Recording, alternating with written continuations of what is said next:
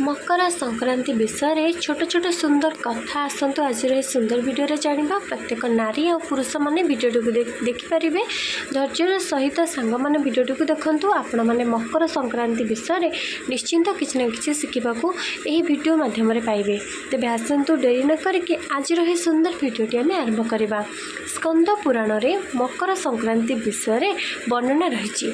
प्रभु जगन्नाथ एवं माँ लक्ष्मी विषय सुंदर कथा गुड़िक स्कंद पुराण में वर्णित होइछि एवं मकर संक्रांति को लेकिन स्कंद पुराण में वर्णित होइछि।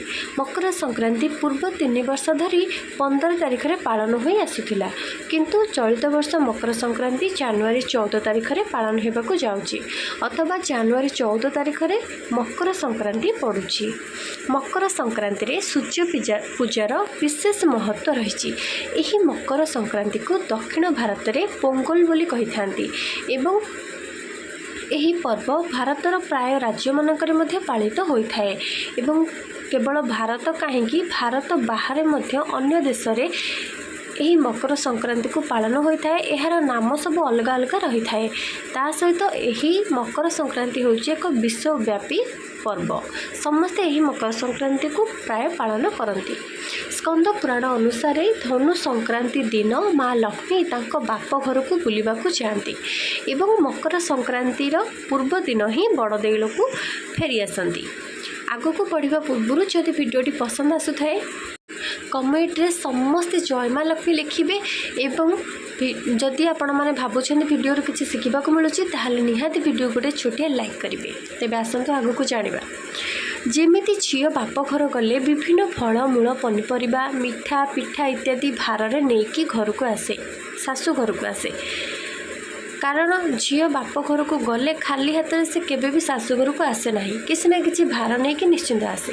ठीक से परी माँ लक्ष्मी बाप घर को धनु संक्रांति रे तांको घर को जाती और मकर संक्रांति पूर्व दिन से श्रीमंदिर को फेरी आसती। से समय से बापा घर भार नहीं आसी था। यह वर्णित होइछि स्कंद पुराण में। माँ लक्ष्मी भार में चाउल फल अदा गोलमरीच इत्यादि नहीं कि श्रीमंदिर को आसती बोली विश्वास रही। ठीक से परी झील अन्य मसरे बाप घर को जाओ कि न जाओ, किंतु पौष मसरे बाप घर को निश्चय से जाए। से पौष मसरे सबू विवाह कार्य कन्या देखिबार कार्य ये सब बंद थाए। कहीं यही मसरे झील बाप घर को जाए तो यही विधि जेहेतु रही बाप घर को जीवार विधि रही। झील मैंने बहित नारी मैंने बाप घर को जाती से यही मसरे विवाह कार्य और झील देखा कार्य बंद रही थाए। स्कंद पुराण अनुसार माँ लक्ष्मी मकर संक्रांतिर पूर्व दिन तांको बाप घर श्रीमंदिर को फेरी आसती। कहीं प्रभु जगन्नाथ मकर संक्रांतिर पूर्व दिन में चतुर्धा मूर्तिर बेश नहीं थांती बा बेश होता। माँ लक्ष्मी प्रभुंकर यही बेश को दर्शन करने श्रद्धार सहित मकर संक्रांतिर पूर्व दिन श्रीमंदिर को तांको बाप घर फेरी आसती एवं माँ लक्ष्मी बाप घर आनी समस्त भार जिनिस जमीक कि चाउल फल ये सब जहाँ भी से भार में आनी था से चाउल को मिसेकी आ से चाउल रे से समस्त फल मिसई थांती।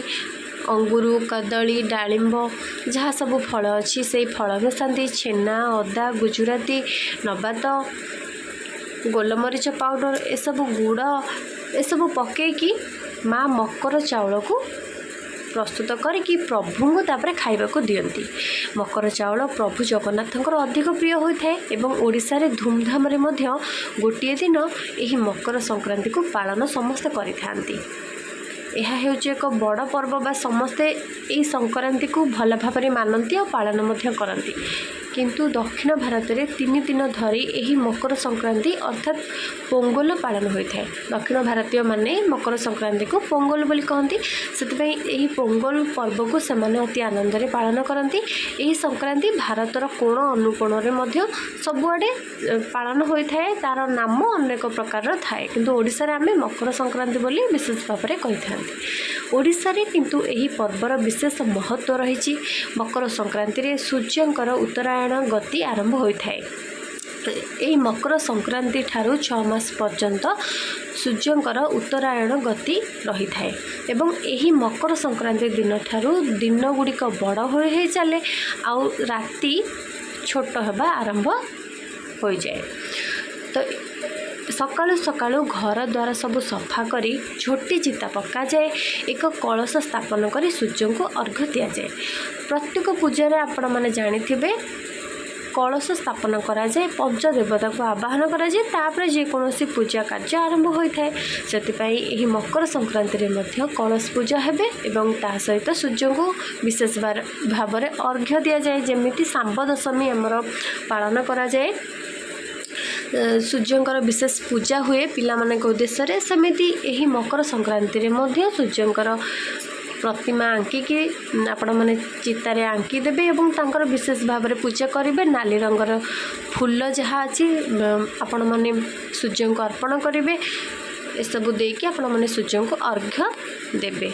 सूर्य पाखे मकर चाउल मुआ अटकाली इत्यादि पूजा होता है। कई खेचुड़ी प्रस्तुत करके खेचुड़ी खीरी भोग लगे था सूर्य पाखे। यही दिन आंब पत्र तोरण घरे देवा बहुत भल। आंब पत्र घरे जिते बड़े भी लगी थाए तोरण अशुभ शक्ति घर को प्रवेश कर पारि न थाए।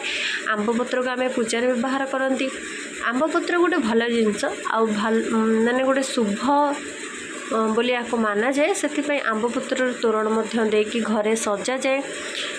एबे तो समस्ते प्राय लिचु लाइट आंब पत्र सबू देकी रंगीन पेपर सब देकी घर को सजाई था किंतु आंब पत्र दबार तोरण दबार एक विधि रही थाए प्रत्येक पर्व।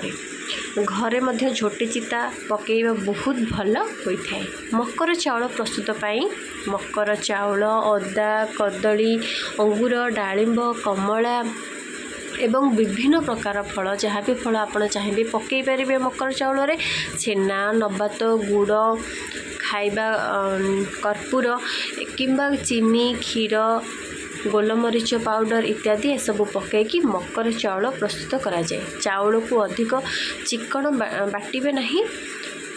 अधिक चिकन न बाटिकी दरदरिया करिकी खंड खंड थिबा ताकू रखिबा उचित। खुद खुद टाइप थिबो अधिक चिकन होई नथिबो ताहले सेटा मकर चाउल हबनी ना।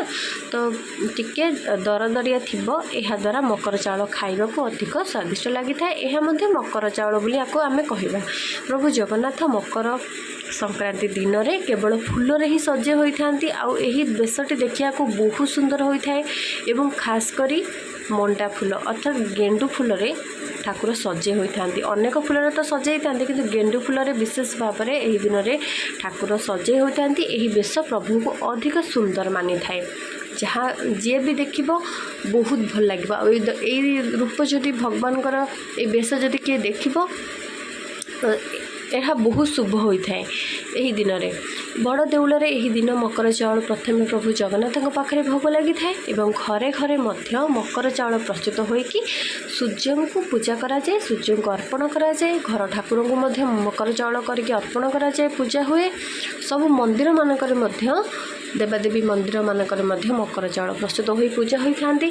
तापर जाई घरे अन्य माने सेवन करती। मकर संक्रांति दिन प्रभु शिव शंकर माँ पार्वती और लक्ष्मी नारायण दर्शन करने एवं जेकोसी मंदिर में देवादेवी मानक दर्शन करने अधिक शुभ होता है। संक्रांति रे एही दिन में गुड़ी उड़ेबार एक प्रथा रही। पिला माने खुशी रे गुड़ी उड़े थांती मकर संक्रांति मजा नहीं थांती। एही दिन मकर चाउल खाई समस्त सांग होती मकर बसंती बा मित्र बसंती। विश्वास रही कि जदि यही दिन में शत्रु को मकर चाउल देदेवे खाइबा देवे शत्रु मध्य तुम सहित मित्र हो जाए। यह महालक्ष्मी प्रभु जगन्नाथ को कही। तो मकर चाउल जदि आम क्या भी खुआइबा ही दिन में सी आमर सांग हो जाए मकर हो जाए। आपण मैंने जानी आम मैंने सब मकर बोली डाकी था मकर बसी था। तो यही दिन जेहेतु एक शुभ दिन तेणु गंगा स्नान करने दान करने जप तप कर अधिक महत्व रही। मकर संक्रांति ठारू सूर्य उत्तरायण गति आरंभ होता है।